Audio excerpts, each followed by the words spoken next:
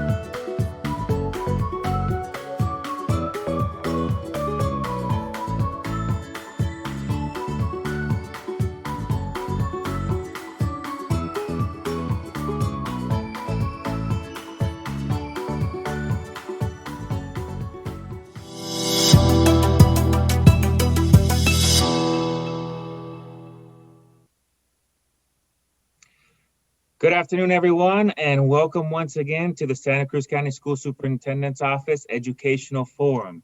This is a space that County School Superintendent Alfredo Velasquez has to share with the community about things we do in our office, but also highlight some incredible people that we have working in our community. As you should already know, yesterday we started off celebrating February as Early Education Awareness Month. It's a huge celebration for our community, for the people who are involved with any children and the education of any children from 0 to 5 or birth to 5 years old. Just before we get into our special guest, Stephanie Garcia, there's a few things I want to remind you about Early Child Education Month. First of all, for those of you early child educators, we have trainings. We have one about mindfulness for February 20th, which is it'll be a virtual 4-hour free virtual training.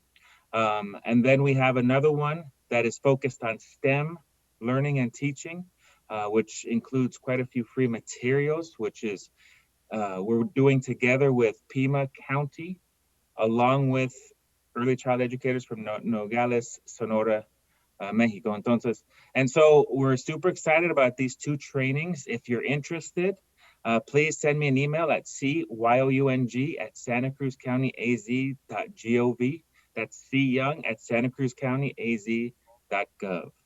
I'd like to say thank you to Santa Cruz County. This morning in the Board of Supervisors meeting, they read our proclamation declaring February as Early Child Education Awareness Month. Thank you, Supervisor Ruiz, Supervisor Molera, Supervisor Bracker for doing that and sharing the importance of early childhood education in our community.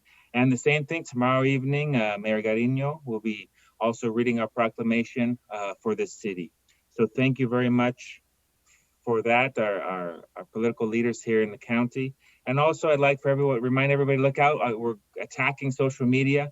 We have various videos that we're putting on Instagram and Facebook and all over the place. And they're from the doctors from Mariposa talking about wellness checks. They're people from the Family Resource Centers and other organizations that we have in the community so that you guys know what types of things we offer to parents and children from 0 to 5.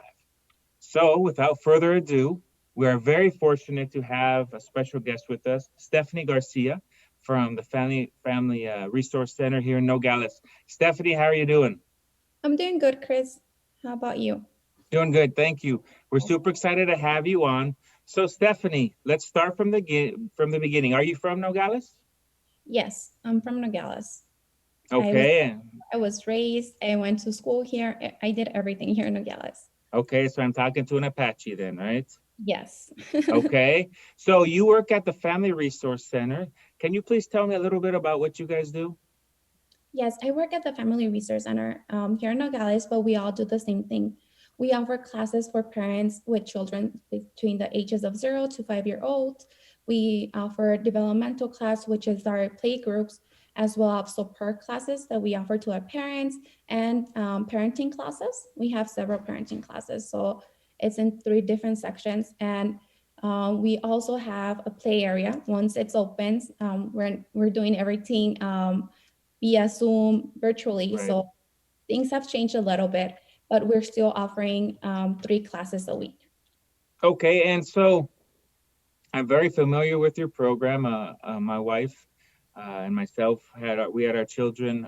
We have twin daughters. We had them in the Family Resource Center in Rio Rico, and it was a game changer for us. We were new to the community, and obviously first time parents, and so the things that especially my wife and myself learned in those classes were a big deal, and it really helped us.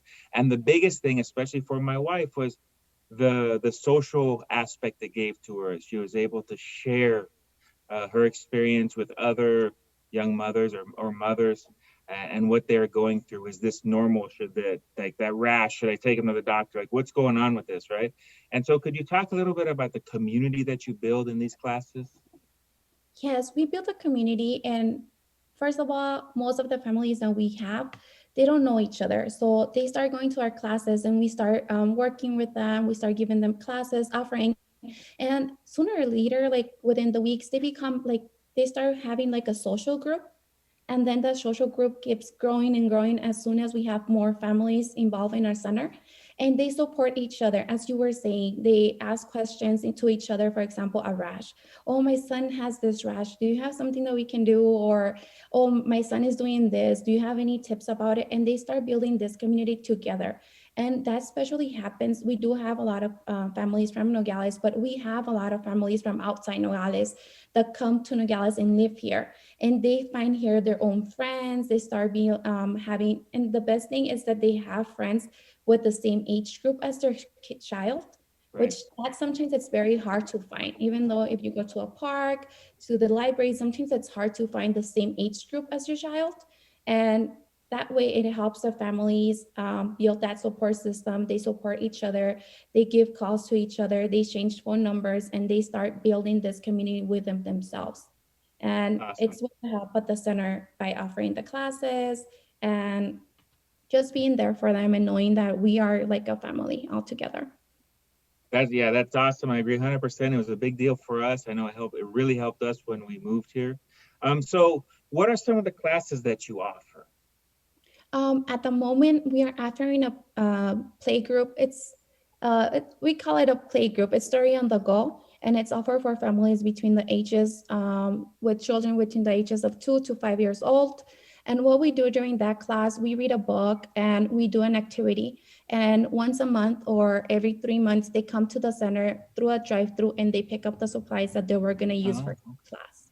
oh, that's really neat. And so when things get back to a little bit normalcy, maybe the summer or the fall, depending on when that happens, I know you guys have an entire calendar of events. Can you name some of the things that you'll be kicking off once things return a little bit back to normal? We're still working on it.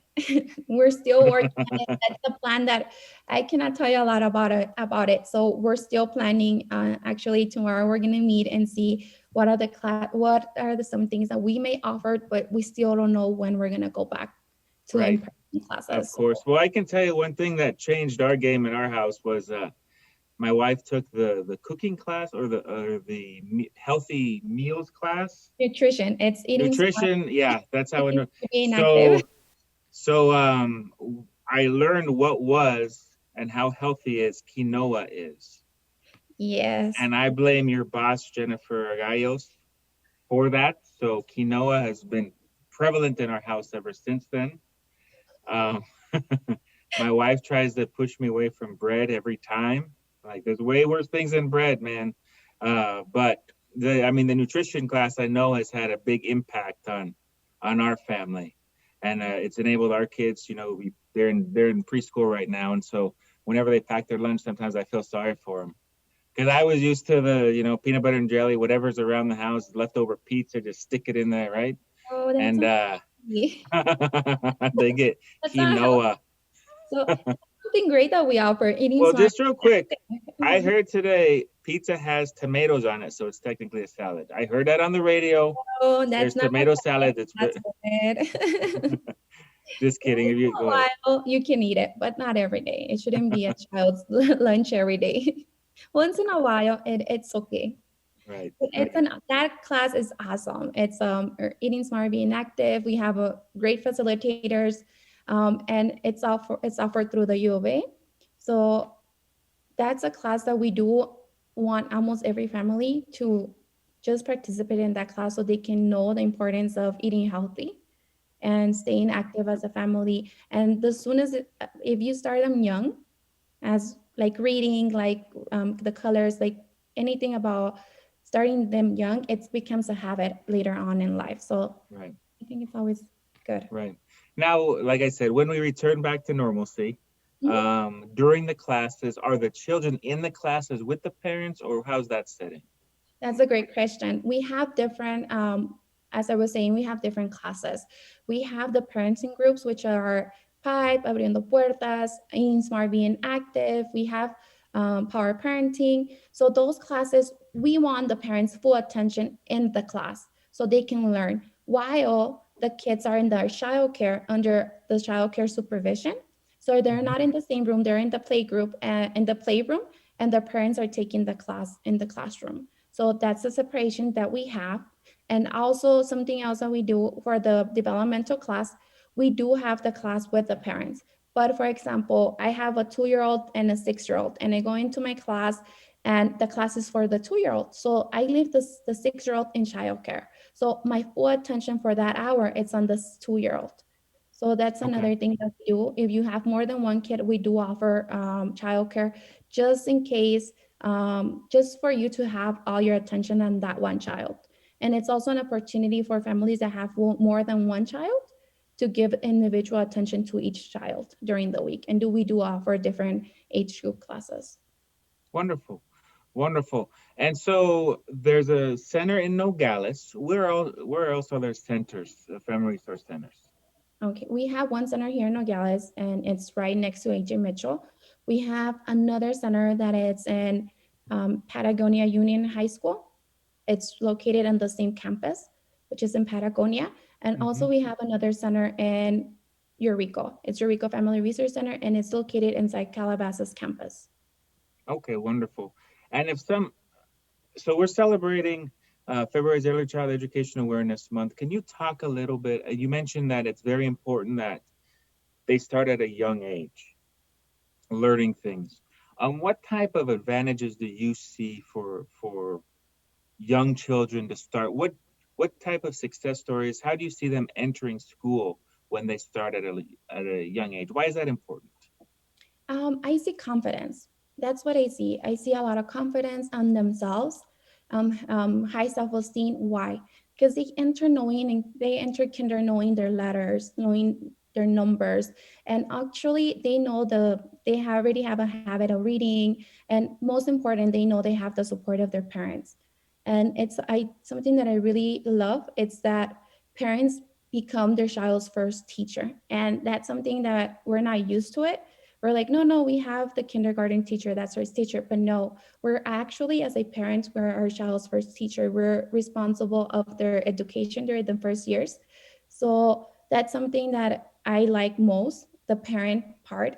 And once the child goes into kindergarten, I see they have a lot more confidence. They know the letters, they know their colors, the shapes, they have the basic of what they're gonna learn in kinder. And if you have the basics already set up, like for example, the foundation, everything else is going to be coming one step, one at a time. One thing that Jennifer Argayos, your uh, your director for the three centers, always mentions. She talks about the correlation between success in kindergarten and then third grade and then fifth grade, the different milestones. And once you're behind, it's very hard to catch up.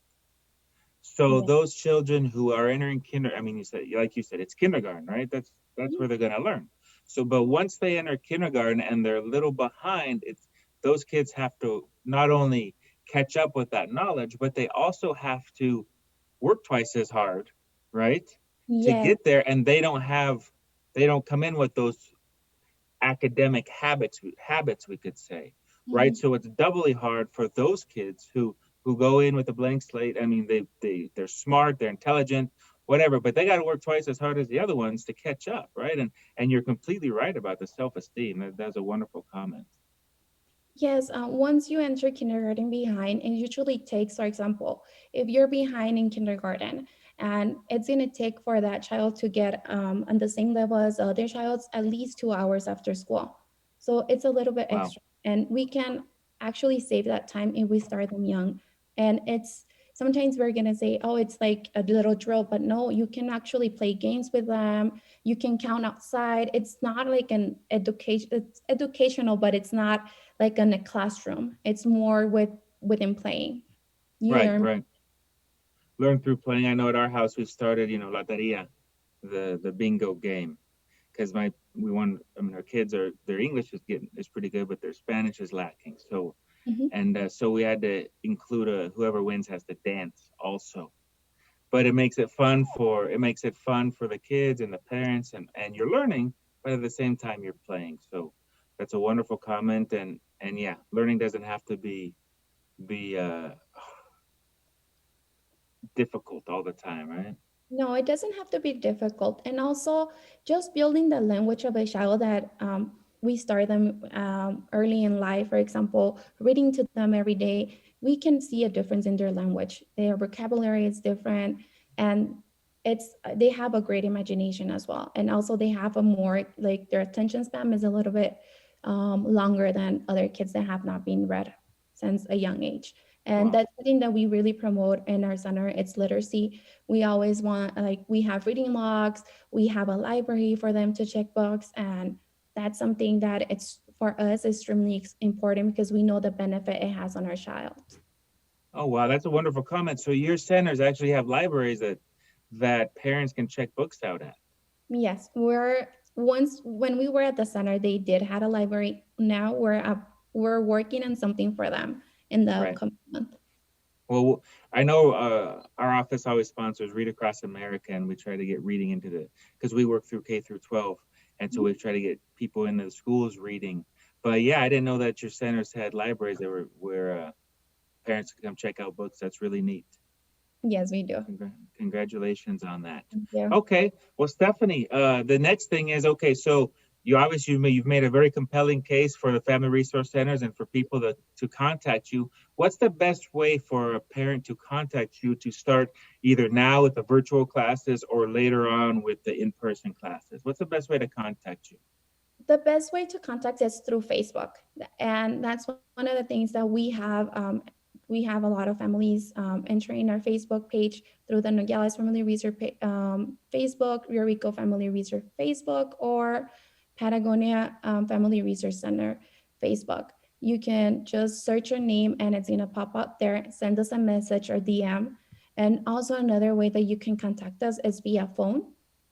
You can just call our office, and our Eureka phone number is 520-377-8086.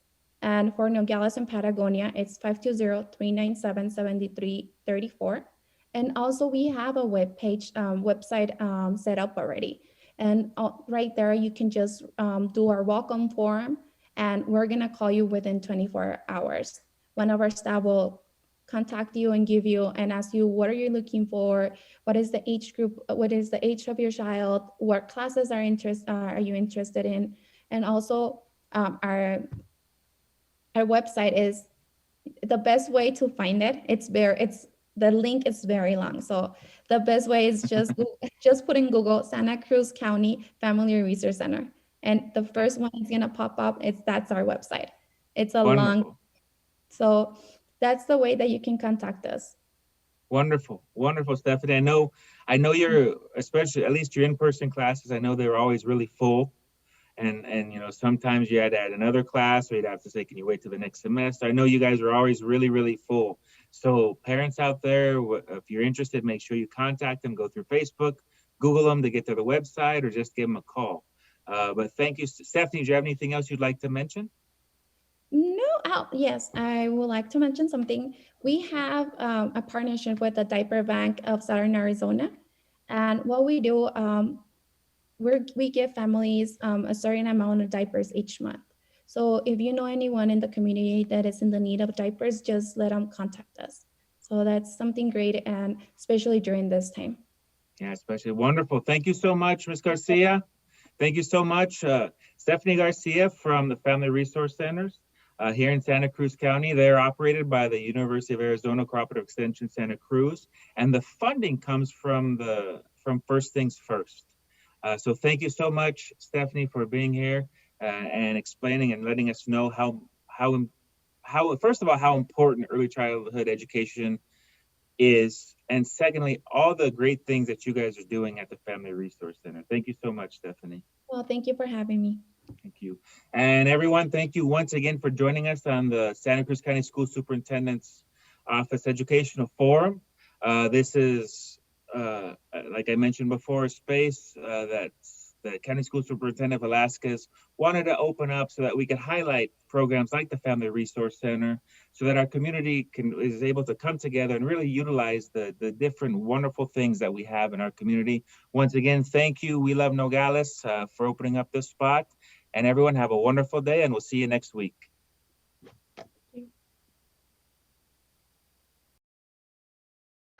Happy Early Childhood Awareness Month. My name is Dr. Philip Williams. I'm a pediatrician here at Mariposa Clinic. I support early childhood awareness. Why? Because it is the most important thing for all of our patients. Today, we're quickly going to talk about the importance of vaccines. So why are vaccines important? So as a young doctor in training, I was always taught that it's always better to prevent disease than to treat disease after you actually have it. When you look at the history of medicine, vaccines are by far the most important advancement in modern medicine. Why? Because you look at a whole plethora of diseases like polio or smallpox or measles, and these are things that we hardly ever see, if at all now. Why? Because of vaccines. So please, everyone, go get vaccinated. It is the right thing to do. Most importantly, because it not only protects your child, but it protects everyone.